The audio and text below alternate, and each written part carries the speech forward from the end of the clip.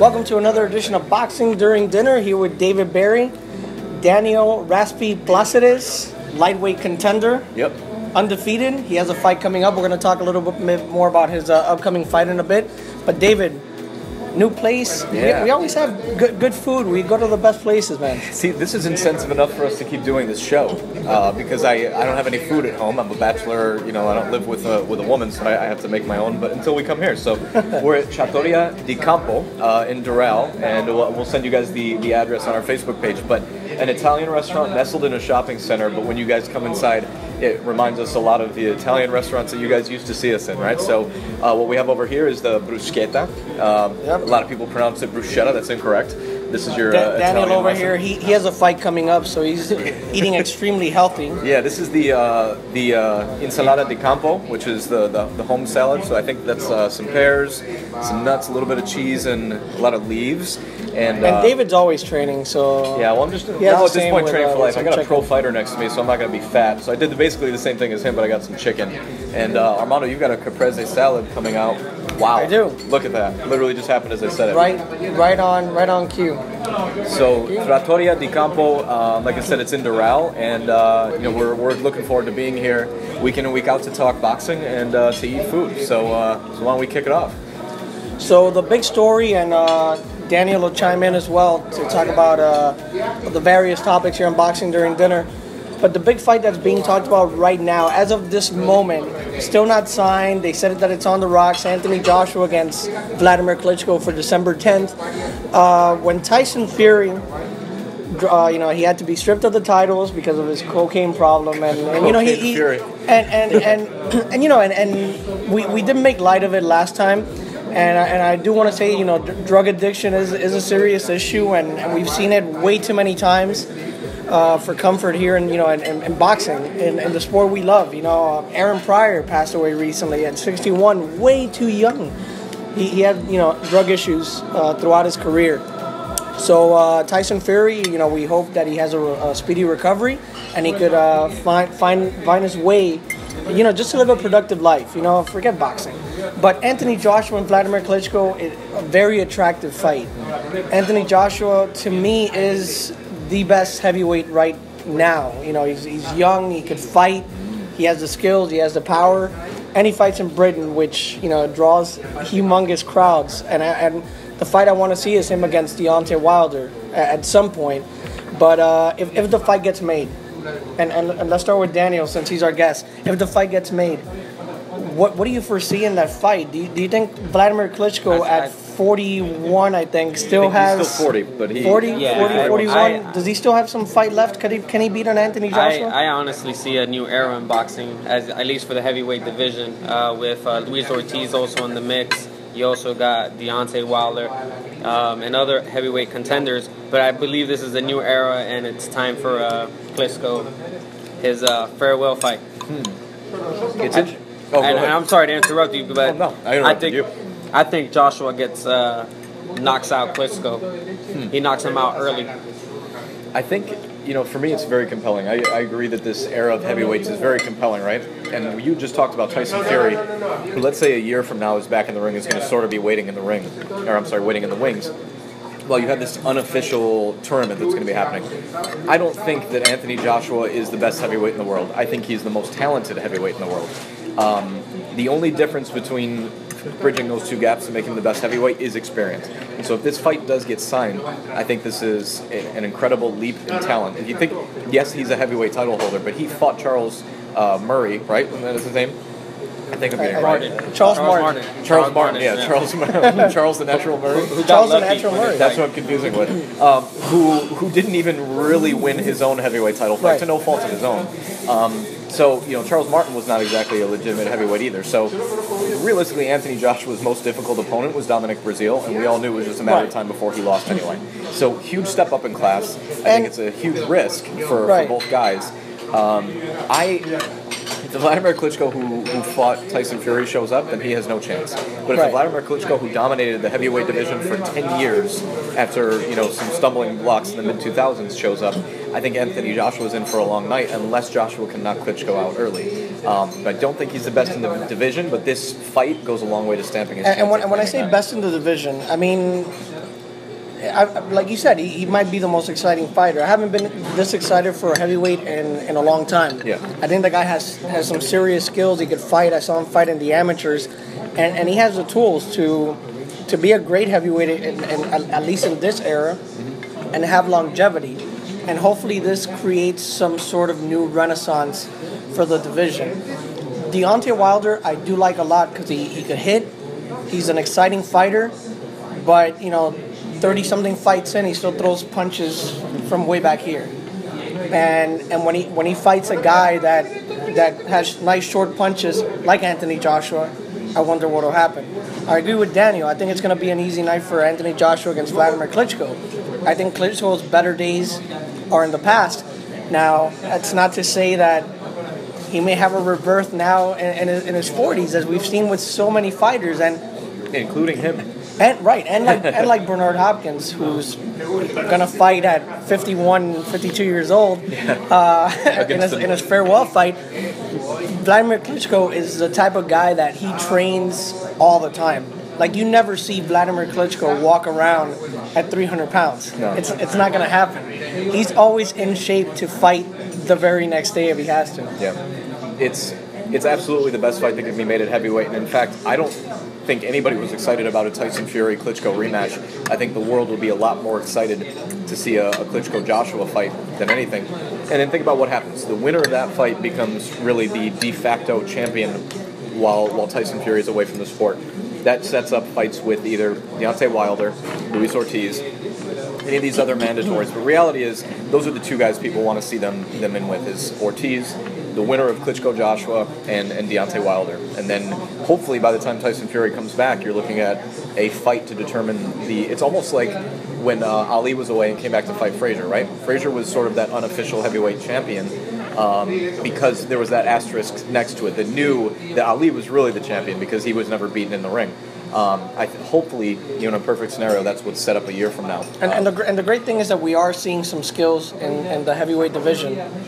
Luis Ortiz, like you mentioned, Joshua, Wilder, he may get there. I mean, we don't know, but I think the heavyweight division is up and coming again, and I think we're going to start seeing some good fights.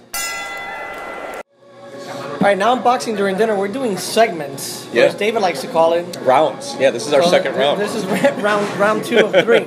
Round 2 of 3, we're going to talk about our cameraman Brian's favorite fighter, Triple G. Yeah. And one of my favorite fighters, let's be honest. I mean, I try to be unbiased and I try to be objective, but Hey, the media's let's be honest, the media's not unbiased objective. anymore. I mean, journalism died a long time ago. Whatever David and I learned in college and Brian learned in college doesn't exist anymore. It's something that's being taught for no reason, as we've seen in this 2016 presidential campaign. But let's not talk about that. No, but I don't think anybody wants to talk all about parties that. could agree that we want to all vote for Triple G Jacobs. I'm voting for Triple G Jacobs, and Lance Pugmire from the LA Times, he tweeted out today that the fight's not going to happen December 10th anymore. It's going to happen early next year, but that the fight is going to happen. I guess they need a little more time to negotiate. But Triple G Jacobs, Daniel, it's a fight between the best middleweight in the world against a legit middleweight, a guy who's naturally big, naturally strong, could hit. Does he pose a threat to Triple G just for the fact that he could crack, he could hit? I think Daniel Jacob actually gives Triple G a good fight. He's earned this shot. He's beat a lot of good middleweights. He came back from cancer, so you got to give the guy a lot of credit that he's going to stand in there and fight with Triple G. So I think this is a big fight. I think hopefully the fight gets made at the Barclays Center, which is going to be huge for Brooklyn and for Danny Jacobs in front of his whole family. So I think it's a big night for Danny Jacobs. Does he win? I don't think so. But Triple G is still the man, and Canelo will be the one probably to dethrone him. David? We talked about that a little bit before. I want to table that thought for a second. But if the Danny Jacobs who fought Peter Quillen comes out in the first round, bombs away, trying to do anything he can to take Golovkin out in the first round, that's the Danny Jacobs that can beat Gennady Golovkin. But the Danny Jacobs that respects Golovkin and tries to fight him and box him is going to get his ass kicked, frankly. because Jacobs has been dropped by Sergio Mora, who's... Dimitri Pirog knocked him out. Well, yeah, I was trying to leave that one in the past, but the reality is he got iced by a straight right hand. Right. One that Golovkin throws. But he did get dropped by Sergio Mora. Yeah, and that's the one that I think is more alarming.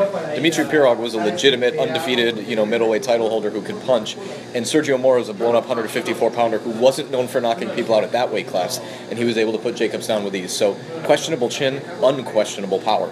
The dude can rock, and all you have to do is ask Peter Quillen. You said something really interesting. Thank you. And I always say this about fighters that could hit, like Daniel Jacobs, who could crack, and who against a fighter like Triple G shouldn't take the fight until the later rounds. Yeah. Why not go for broke? I see so many fighters with big knockout power who, instead of coming out in the first round and just laying it out all out on the table, risking it all. It's a big risk, but very high reward for Daniel Jacobs. If he comes out, like you said, bombs blazing, and he tries to knock out Triple G in the first round, it may happen. I mean, I don't think it'll happen. I think Triple G will win the fight. I'm in agreement with both of you. Could it be a Hearns and Hagler in the making fight? But it could be really done. I mean, what if he goes out, nails Triple G with some shots that Kell Brook landed? Right. A natural middleweight that could hit. If Triple G weathers that storm, Triple G's... I don't want to hear from the naysayers that, Triple G isn't legit and he gets... He'll weather the storm with a 160-pounder and then go on to fight Canelo, which I'm in disagreement. I think he'll beat Canelo, not in an easy fight, but this could be a very interesting night for Triple G and for the sport of boxing. Yeah, and it's a good thing for that fight to happen, because here's what happens. The problem with boxing is they let these fights marinate, is that people lose interest along the way, right? So if Daniel Jacobs had bucked up and fought Golovkin without that long break after the Quillen fight and ends up fighting Sergio Mora again, then I think there's a lot more hype and anticipation. The fact that they're going to fight at all is a good thing, because the reality is people really want Golovkin versus Canelo, and this is a legit middleweight fight. Outside of the Canelo fight, I think this is the best fight that can be made at middleweight. And I think it's time for round 3. Round 3. Let's get over there. So we're in round 3 now here on Boxing During Dinner, and we saved the best for last. This guy. Daniel Raspy Placeres, who you've seen on Boxing During Dinner before. Yeah. About 60 pounds heavier. He, just about. He was one of the show's biggest fans. He had fought amateur, decided he wanted to start his pro career, and David could talk a little bit more about it. Well, it was wild, like you said. It was awesome to have fans in the early beginning of the show, right? We didn't know if anybody was going to watch or if they would care, but lo and behold, Danny was commenting on videos and stuff like that, and he was a local guy, and he and I in particular hit it off. We used to watch fights together, like the pay-per-views and stuff. And I remember one time we were at his house watching, I don't remember which fight it was, but he was saying, I used to fight amateur and everything, and of course you're about what, 5'5"? 5'6"? On a tall day. Yeah, on a tall day. So we'll call it that, right? And he was heavier, and he was like, I want to turn pro, and I was like, all right, sure. I mean, I want to turn pro too, right? Lo and behold, like you said, you had mentioned at your peak, we're up in the 190s, dropped around 60 pounds, now fighting at lightweight, 3-0, 2 knockouts as a professional. So and some impressive knockouts. Well, yeah, I was going to say, I mean, you highlight knockouts. Already had a rematch against a guy that you had, I guess, was perceived as a tough fight, even though you won convincingly the first time you guys fought, but left no doubt in the second fight. If you guys haven't seen him yet, which is impossible, it's possible that you haven't, a very strong fundamental boxer, a good punch.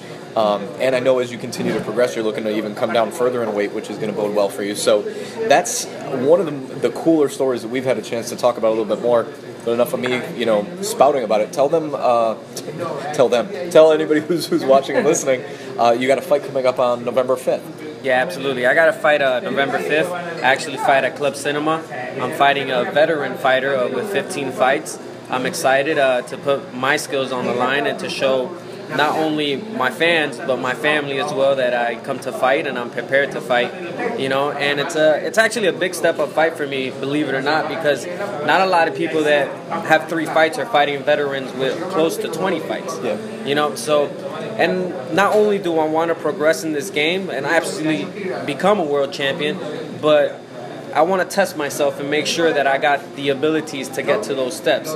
So I'm very focused for this fight, and I hope to score another knockout. And by the way, for anybody who doesn't know where Club Cinema is, this is a South Florida venue. So, as Danny had said, this is his first fight down here in Pompano Beach. So, you're a dick if you don't go to the fight and you live in South Florida. So make sure that you get out there. We'll post information on our Facebook page about where you can get tickets. And also now, everybody that watches us, now you got to live up to Daniel. You got to become pro fighters too. Yeah, exactly. If you watch, right?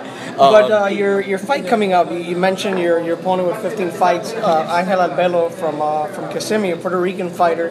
He's a pretty decent fighter. Could take a punch. He's never been knocked out. Knowing all that, do you still come in with the mentality of, hey, you know what? I'd rather end things early. I want to knock him out in 1 or 2 rounds, or is it something that since you are a good boxer, that you're going in with a different game plan, and if the knockout happens, it happens, but you're going to try to out-select him? Absolutely not. I'm not going to go in there reckless. I'm going to go in there, use my speed, use my footwork, and if I can land that punch, believe it, I'm going to land it. So that's the main thing. I'm going in for 4 rounds. That's what the fight is, and I'm expecting 4 rounds of just all-out, straight punch leather to leather. So I just want to give everyone an entertaining fight, and hopefully we could get more local cards here where a lot of other local fighters can keep expressing their talents and moving forward. Now, you've also had some pretty good sparring for your past couple fights as well. So talk a little bit about some of the people that you've gotten in the ring with in the build-up for 4-rounders who are training for different fights at this point. I've had the pleasure to work with Guillermo Rigondeaux, probably one of the biggest names. I've also worked with Gamboa, Richard Abril, Yorandri Salinas, former world champion, and Israel Barroso. And luckily in my gym we got a lot of competitive, sparring. So it's elevated my skills absolutely to another level. And you're an avid boxing fan. Is there a fighter that you idolize, that you love the way he fights, and also that you try to emulate? Is there one guy in mind? At least as far as I fight, I try to take a little bit from each fighter and create my own, and that's what I call a little bit of raspy. That's his nickname. That's his nickname. A little bit of raspy. Hashtag a little bit of raspy. There you go. I like it. So again, November 5th, right? Absolutely. Club Cinema, Pompano Beach. It's exciting to get boxing down here in South Florida. It's been in the works for a while, but it needs to get back. I mean, I grew up with some very good fights. As a kid, I saw Pernell Whitaker fight Wilfredo Rivera. I wasn't that much of a kid then, but I saw them fight here. I saw Felix Trinidad when he was just like 10 fights in. And, now you get to see Raspy over here fight as well.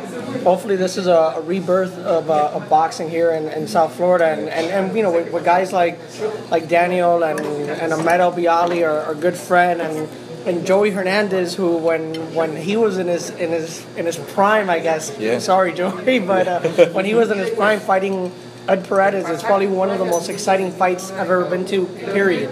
And it was an amazing atmosphere, and I'd love to see that again here in South Florida. You mentioned exciting fights, and one of the cool things about this card is they're all 4-rounders, right? So what you're going to see is a lot of guys who they can't let the fight play out for 8 to 10 rounds or whatever. They have to go out and prove something quickly. So odds are you're going to see a lot of guys trying to get things done early and make their statement as the fighter of the night. But look for that information on our Facebook page. Go check out Danny, and we'll be back next week. Yeah, and also really quick, November 5th here in Miami, the Walk to End Alzheimer's.